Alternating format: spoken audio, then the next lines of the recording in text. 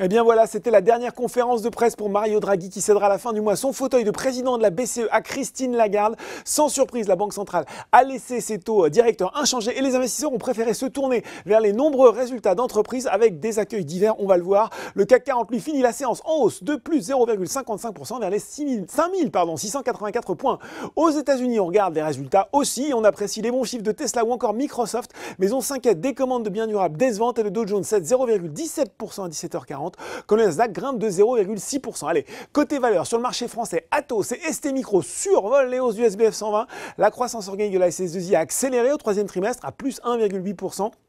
Après 1,1% au deuxième, Atos a confirmé tous ses objectifs 2019, notamment une croissance organique entre 1 et 2% et une marge opérationnelle de l'ordre de 10,5%. De son côté, ST Micro, le spécialiste des semi-conducteurs, a rassuré, confirmant son objectif de chiffre d'affaires 2019, alors que sur le troisième trimestre, sa marge brute a mieux résisté que prévu, c'est dans 1,9 point de pourcentage pour 37,9%. Résultat bien accueilli également pour Score, avec un bénéfice net en progression de 44% à 115 millions d'euros.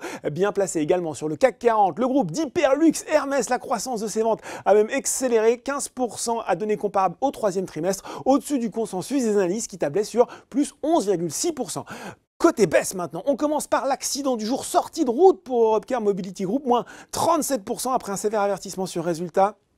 Le groupe de location vise désormais un chiffre d'affaires 2019 d'environ 2,95 milliards d'euros, contre plus de 3 milliards auparavant, pour un excédent brut d'exploitation corporate ajusté entre 300 et 315 millions contre 375 avant. Ça ne capte plus non plus pour Nokia, moins 23%, qui avertit que ses profits 2019 et 2020 seraient inférieurs aux attentes. Forte baisse enfin pour Technip FMC, 3 mois après avoir relevé cet objectif financier pour l'exercice en cours. Eh bien, le parapétrolier vient de les abaisser, alors que le bénéfice net ajusté a chuté de 61% au troisième trimestre à 54,4 millions de dollars.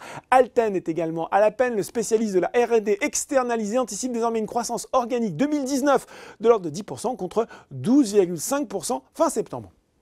Voilà, c'est tout pour ce soir, mais n'oubliez pas, tout le reste de l'actu éco et finance est sur Boursorama.